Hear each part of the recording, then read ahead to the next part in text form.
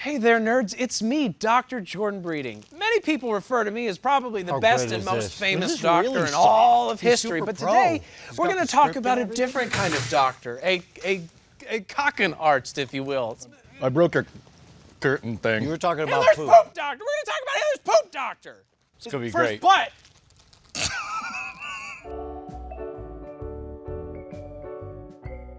I'm Brian Brushwood. And I'm Jason Murphy. We're here from the Modern Rogue. And I've invited them to their own warehouse to talk about Hitler's farts and other World War II things. It was a hard sell.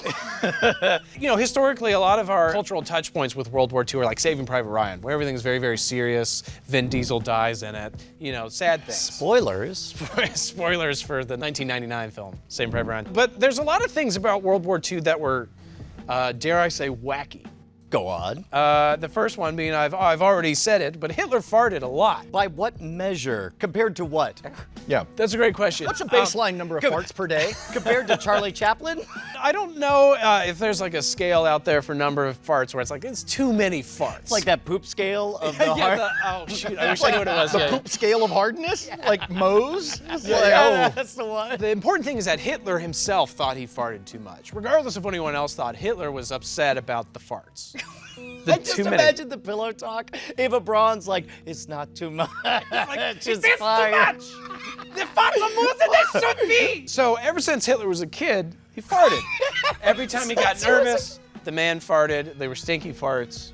He didn't like it. And as you can imagine, this is a cyclical fart. You're like, oh, I farted, now I'm nervous. Now I'm gonna which fart makes again. me fart nervous, and so he's just a farty little mess on the floor. This continued through his whole life. He was a little farty boy, and he didn't like it. He kept doing all kinds of treatments. He became a vegetarian. Oh, that's the worst way to get rid of farts. Are you crazy? Yeah. It's like, did you just eat a bunch of sauerkraut? Because I got news for you, buddy. Is it too late to do the downfall thing again? Mit dem Angriff Steiners wird das alles in Ordnung kommen. And the segue here, whole life farting, sad, meets this doctor guy named Dr. something. I don't know if it's even important, but he should not be remembered other than in this moment for clicks. He prescribes some anti-fart pills, and they work.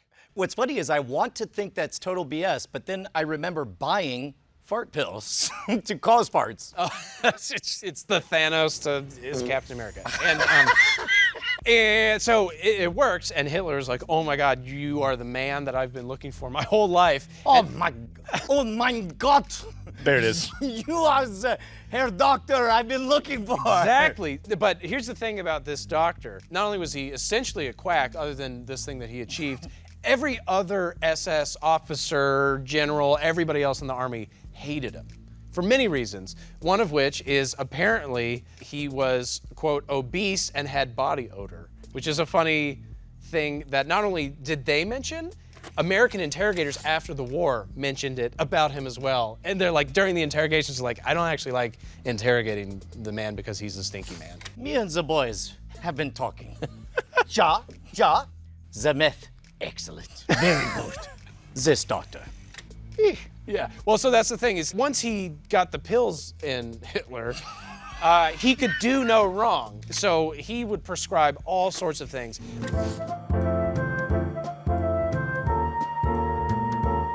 When Hitler was groggy in the morning, he would give him a shot of a thing that he called like Vitamalin or some weird hybrid. It's like, oh, it's vitamin water. I think it was Himmler actually was like, I don't think that's just vitamins. And he stole some, gave it to his doctor, who's like, oh, that's meth.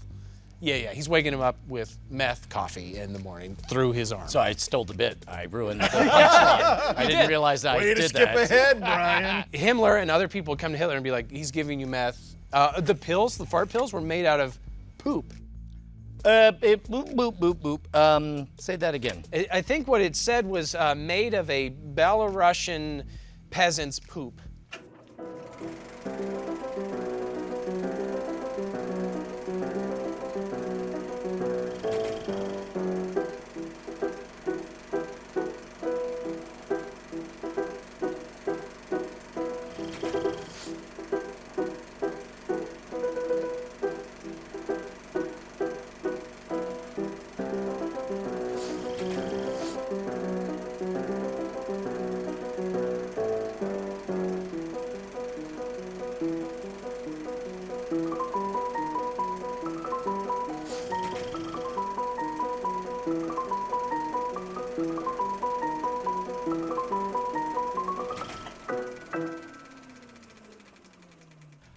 Okay, now there are recent headlines about fecal transplants actually making mice younger. You take young mice poop and put it in an old mice, and the old mice is like, and then the reverse. Yeah. It probably changed his gut bacteria a little bit. Like Pretty having sure. somebody else's. Pretty sure you don't eat it. The only reason I can figure that this is not more popular is because all the scientists have to be saying, "You're shitting me." No. But so he starts prescribing him more and more things, and every time somebody would come up to him and say, "Hey, I think he's giving you meth," I prescribed him bull semen. I think maybe as a joke. The original BS. And he was like, "No, the guy cured my farts. He is the best doctor of all time." I'm gonna need to circle back around to the bull semen. Like, how was that delivered? Like, That's a good was question. it in a pill form or like straight from the source? Hitler got obviously crazier and crazier and sadder and more methed out, and then he lost the war. And then he moved to a farm. He's got acres and acres. Yeah, he runs. Actually, the person who gave him the cyanide pills was this doctor. Yep. So ice cream, also in World War II. I don't know when it was invented, but it was popularized a little bit before World War I. So in World War I, there's all these letters from like ice cream magazines being like, "Our boys over in France are not getting the ice cream they deserve." And so it started a little bit there, and then Prohibition happens, and a bunch of breweries actually transitioned from beer to ice cream, and people started to say, "Well, it's not alcohol, but it makes me feel better." Well, I know part of the rise of the popularity of root beer was because of Prohibition. Sure. Would this be around the same time? Yeah, soda and ice cream were both things that happened because they're like, well, we got to give people something that gives them It's the like, same. well, crap, alcohol's out. What are we gonna do? And so, yeah, we got more soda, we got more ice cream. Ice cream becomes even more popular during the Depression. Rocky Road is actually named for like, you know how life is like a rocky road? Eat the Rocky Road ice cream. You'll feel great. Really? Yeah. It's just named for sadness. It's like, you know how you're sad? Stoicism, the ice cream. Yeah. Existential dread, new from Ben and Jerry's. And so it continues. We get to World War II, and ice cream is so popular in America that even when the rest of the world is like, you know, we're fighting a world war, we're all doing it. There's not enough sugar to go around. Britain is like, you know what's great? Carrots. Kids love carrots. Kids eat the carrots. You don't need sugar. You can have carrots. I don't want to call World War II era Britain stupid, but they bought this? I don't know if they did or not, but it's mostly as a juxtaposition to America, who 100% did not buy that. World War II era Britain did crazy stuff because they couldn't get a lot of their supplies shipped in. And so instead of banana sandwiches, which were really popular at the time, they would make parsnip sandwiches and put a little like essence of banana on there. Actually pretty delicious from what I understand. Okay, good. I'm glad it's delicious. All of this sounds like a bad babysitter. It's like, who wants spinach? Spinach. Who wants a spinach and mayonnaise burrito? And so Britain's doing that. America, no. They have to have ice cream to the point that the soldiers demand it so much that, for example, in the Battle of the Coral Sea, the USS Lexington is hit. It's sinking. All of the sailors on board are like, oh my God.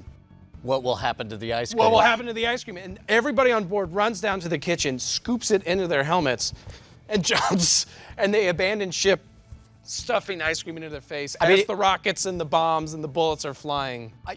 To be honest, good call. I'm behind all of this. So at this point, they had refrigeration, even on the boat, right? They had it, but also the U.S. Navy retrofitted a huge, like an old battleship for $1 million at the time to be a floating ice cream barge that would just like go to your fleet and be like, here it is. Battleship is going around. It goes. And then the U.S. Army did something similar where they like retrofitted a convoy or something like that, and they had a little factory, like moving factories that would like bring you ice cream and stuff like that, because that's how important it was to the war effort. And even more so, bombers figured out how to take ice cream mix. They would hang it off of their airplane. They'd go bomb somebody, and then they'd come back and it had shake in it, and it was cold, and they had ice cream. So not only was it sweet and delicious and cold and creamy, it also was seasoned with the disappointment of everybody on the ground from them taunting them.